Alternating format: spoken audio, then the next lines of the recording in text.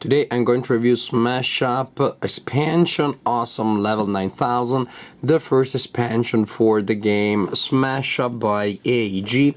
This is a set that can be played as a standalone game actually, but only as a two-player game in that case, or the decks of cards that you find in this expansion can be combined with the main game, and that adds more replay value, more options to the main game, and you need the main game too to be able to play the game with more than two people. My voice today is not all that it could be. I hope this is not gonna be too annoying for you. In any case, Smash Up Expansion, what you find in here are 4 new parties, 4 new factions, which are not in this box anymore. I've already integrated them with the main set. Integrated, what a nice word just to say that I put them in the box. I put them in another box. But I'll still tell you what was in the original box of the expansion. There's a little manual which tells you all of the rules of the game in case you're playing the game as a standalone game, in case you decide to give a try to the system starting from the expansion, which I think could be pretty smart actually. Some tokens that are used to keep track of points that players earn during the game, very convenient. Then we have a deck of bases. These are partially new bases that have been added to the game, and in part they are improved reprints of the old bases. This is the deck of the bases that were included in the original set, and this is the new one. Well, first, as you can see, it's thicker because there are new cards. Some cards are the same, but what is the difference? The difference is that the special ability of each base has been printed in a much larger font, which is no small thing. When you're playing the game, it is much easier to play when every player can see the effect of the bases easily without having to, well, too much effort. Usually when I review an expansion, I do not cover the basic mechanics of the original game, but in this case, Smash Up is so simple that I think I can explain the game entirely, also because maybe you decided to start from Smash Up Awesome Level 9000, so you deserve to know what the game is about. Well, at the beginning of the game, you shuffle this deck and you place a number of these bases, or these locations, equal to the number of players plus 1. Each location has a number printed in the top left corner, which represents the breaking point. When there are characters in a location with a total amount of power equal to or higher than the breaking point, then the location is scored, removed from the game, and you draw another one from the deck to replace that one. The 3 numbers on it represent the amount of points that are earned, respectively, by the player with the highest amount of power in the moment in which the base is scored, second player, third player. And locations, yes, have powers, abilities that may affect different phases of the game. Sometimes they are ongoing abilities, sometimes they apply to specific situations that may happen, sometimes they apply only when the base is scored. A lot of variety here. In any case, there will be some of these bases on the board. Then, whether you start from the main game or the expansion, you will have factions. Each faction comes with a deck, and you will shuffle 2 of these decks together for each player. Each player chooses 2 factions, and these are weird, strange factions, so at least it is weird to see them combined together. It's a game that is a little bit surreal because you may have alliances between aliens and zombies working together to defeat robots and dinosaurs. You may have wizards and pirates. Really strange stuff and fun stuff, of course. So you choose your 2 parties, you shuffle the 2 decks together to form a single deck. In this case, for example, I have a deck of giant plants and of bear cavalry. These are, by the way, 2 of the new factions, the factions that come with the expansion. You shuffle them together, then you deal yourself a deck of 5 cards. This is what every player does. Every player does. And this is what you do at the beginning of the game. Then the game starts, first player will play cards from his hand. Cards can be minions or actions. During your turn, you can play a minion or you can play an action, or you can play a minion and an action. Actions are placed face up in front of you, and you simply resolve the effect of the action. Minions are placed to a base. You choose where you want to deploy your minion. There may be effects that happen at that point. And this is it. After you deploy your minion, after you resolve your action, game effects may give you extra actions, extra things to do. I mean, 99% of the fun is indeed to exploit the powers and the possibilities that your cards give you to create powerful and fun combos. But after you have resolved your turn, you check to see if there is any location where the total amount of power of the minions equals or exceeds the power required to break the base, to score the base. And if that happens, you score the base. And the power of the minions is the power printed, is the number printed in the top left corner of each card. Would that be enough? 16, not yet. There you go. That's enough to score that base. And after you check to see if bases need to be scored, you draw 2 cards and your turn is over. Goes to the next player, who simply follows the same procedure. Plays 1 or 2 cards, resolves all of the effects, draws 2 cards. It is that simple. There is a maximum hand of 10 cards, which is checked only at the end of your turn after you draw cards. If you have 44 cards in your hands before that, because of whatever game effects, that's perfectly fine. And this is simply how the game works. You score points, and the first player to earn 15 victory points total is the winner. That's it. Now, when I explain the game to new players the first time, I see that they just look at me with a sort of like, unexcited expression on their face. They may be curious about the theme, which is so original, but the mechanics seem so simple that clearly, if you haven't played the game, you just hear about them, they can feel a little dull, a little too light, a little boring. In reality, then, after I play the game with new players at the end of the first game, almost everybody's like, this is much more fun than I expected, let's play it again. Pretty much everybody played the game with really enjoyed it. Why? Because the abilities of the factions are pretty cool, are pretty neat. It is very fun to figure out ways to create powerful combos within each faction, and even better if you can figure out ways of maximizing the abilities of 2 different factions working together. It is fun because you can really create some powerful combos. I would say that almost all decks and almost all combinations of decks are powerful. Actually, you look at your deck and you think, oh, this is going to be too powerful, it's going to be too easy to win. Then you realize that the other players have some equally powerful abilities. In reality, of course, if everybody's powerful, nobody's powerful. That is, it's not like you're there struggling, I want to do an action, I cannot do anything. You will do a ton of stuff. Maybe you'll have some turns that you're not lucky with the cards, but you will do a ton of stuff.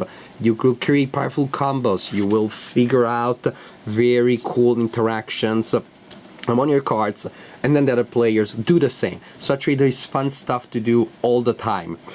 And this is also a game with a pretty high level of skewage. If you do not like to stab your friends in the back, and if you're not open to the possibility that they will stab you, if you're not careful, this is really not a game for you. There are some powerful combos that are really mean, some surprises that some factions in particular are able to pull out at the last minute. They will revert the situation. You are ready to score a base. Ninjas start jumping in, pirates start moving people around. That's some of the things that they do. And you realize that you were the player that was going to get 4 points when the base was scored. You turn out to be the player that scores 1 if you are that lucky. There is really some very confrontational. There definitely are some in-your-face moments in each game. But pretty much everybody's able to pull those off no matter what factions they're playing, so things are balanced there. To talk about the game in general, this is a game that I enjoy. It doesn't feel particularly polished mechanically, but I don't think it needs to be.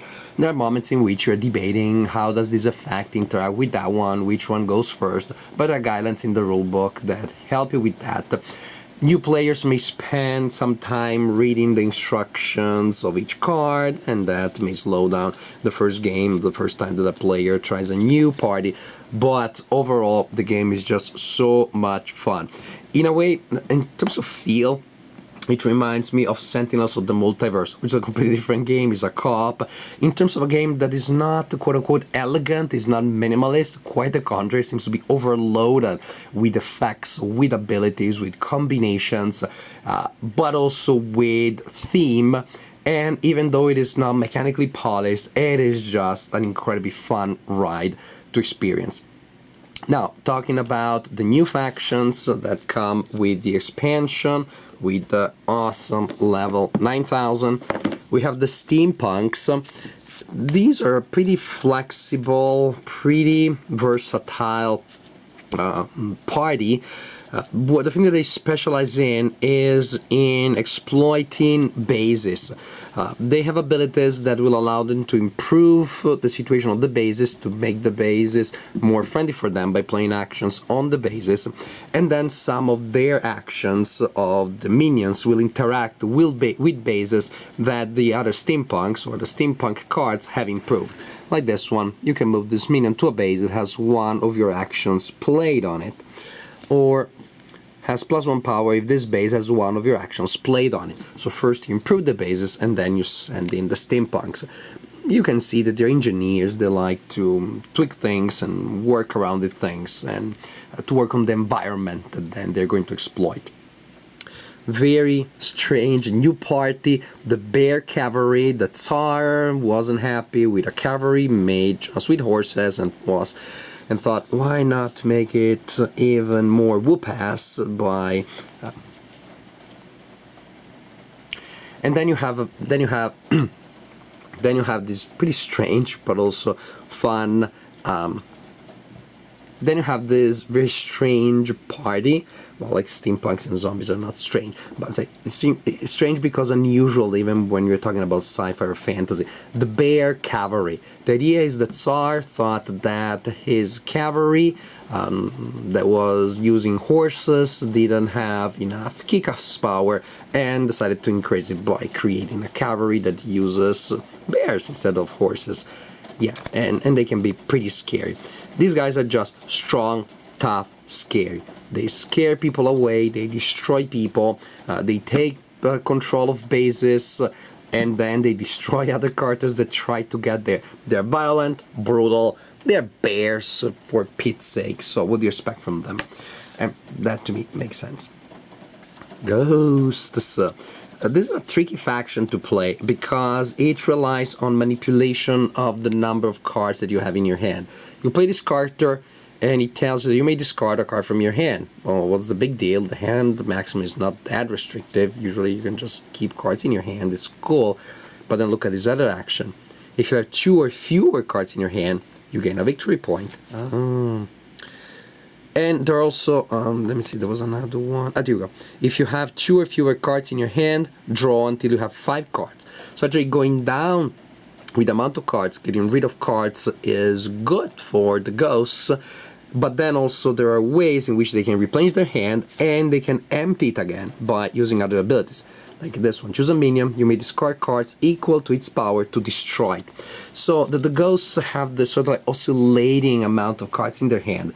Very few or a lot, that's when they're powerful. If you have 4 or 5 cards in your hand, that's not all that great with the ghost deck. Plants are super fun. They may just be my favorite faction in the game, and I'm talking about the game in general, including the original game. Plants gain power by staying around, by being around. The longer they are in the game, the longer they are on the table, the more powerful they become. They grow after all, right? This minion has -2 power on the turn you play it, and usually I place 2 markers from this pool here to indicate that when the plant enters the game as a reminder and becomes power 5 the next turn. It's growing. This is a super powerful minion that allows you to deploy extra minions each turn. Look at this one. Play on a base. Your minions here cannot be moved or returned to your hand by other players' abilities. Yeah, your party develops deep roots that makes it harder for other players to remove your cards.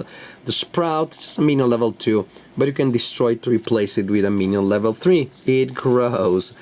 They're just, oh, this is a cool card. I like it very much. Play on a base.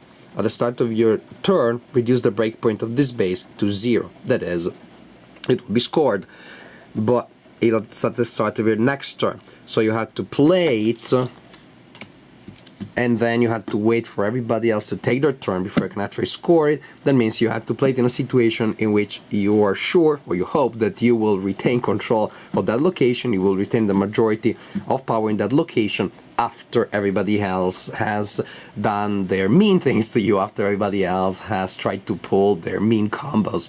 So overall, I enjoy Smash Up. I played it recently, well, because for the expansion that I got recently, and I really enjoyed it. I'll tell you more, I did not remember how enjoyable it was. I had more fun than I remember I had originally. The new parties, I like them very much.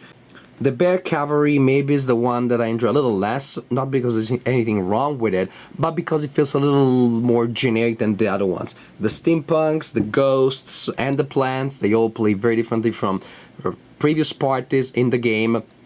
They all are interesting to experiment with, to combine them with different types of parties from the expansion and from the original game. I think they're a very welcome addition to the system. I definitely had fun playing Smash Up again, which I hadn't played in a while. I had fun playing it with the new characters, sending them against each other and combining them with previous characters. I really think that they make the game even better, even more fun.